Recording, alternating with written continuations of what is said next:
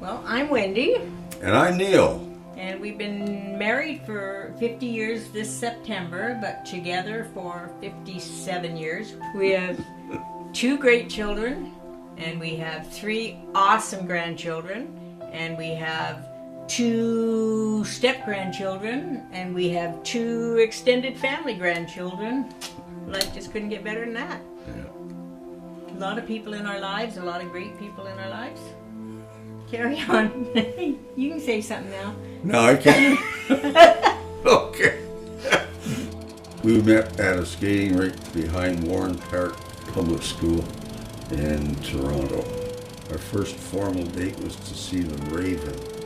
The Raven will take you careening through the darkest of dangers, into the ominous mystery of a master magician's evil castle. We dated for about 4 or 5 years, and then we got married in 1968, September 6, 1968. And I got pregnant right away. We lived with parents, and then after when Sean turned 1 year old, we came and looked at this house and bought it. Sean walked for the first time down this hallway when he was 14 months old.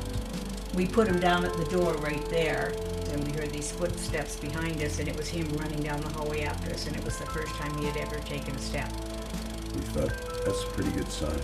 So this house had to be ours. And they kept us really, really busy. Or we kept them. Really busy. Whichever way you want to look at it. They did get into some hellery, though. Was it Sean and another Sean pulled a fire alarm at the arena? And Kelly wrote some profanity on the wall. In the ladies' washroom. But she signed her name to it.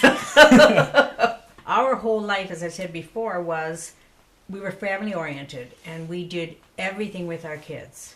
So when they left, it was, well, it's just the 2 of us. Their lives were ups and downs with Kelly at school and going to different schools, and Sean and his music and back and forth, and the family thing never left focus. It was always in the background. I remember the last calm, cool, and collected time in my life was at a family get-together we had at my brother's. He had a house, a beautiful house in High Park, and he had a family get-together because they were going to be moving out to Vancouver. And I remember after the fact seeing pictures of you with your full head of hair and your full beard and mustache, and it was shortly after that you had a problem with your tooth, and the dentist couldn't figure out. He tried different things to fix it, and the pain was still there.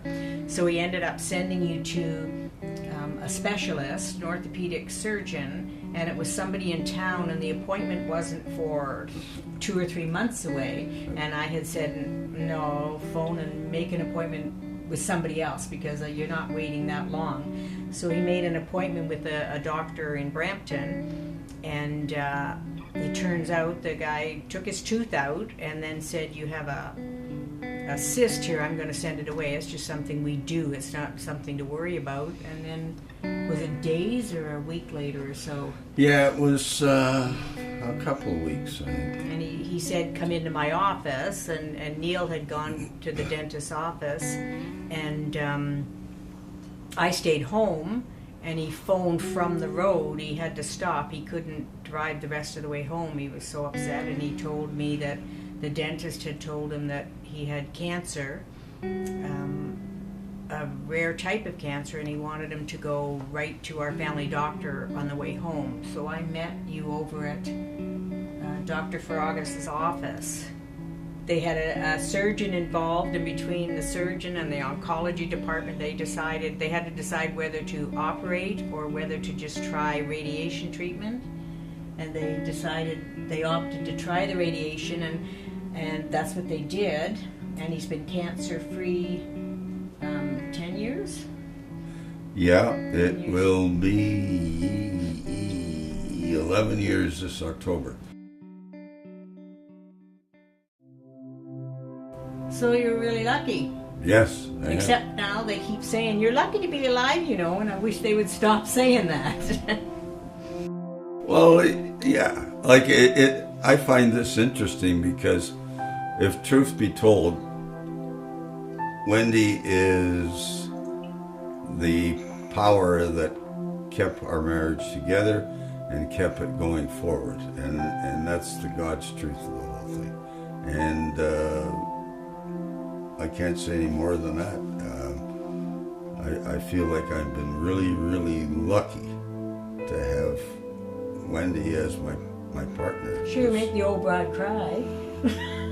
Well, I do. I mean, you have been. I'm cavalier. I don't worry too much about anything, and Wendy takes that burden, and it's worked out really well for us. I don't think our kids would be as good as they are if I was in charge of that end of it. We did those things as partners, but it was her guidance through it all that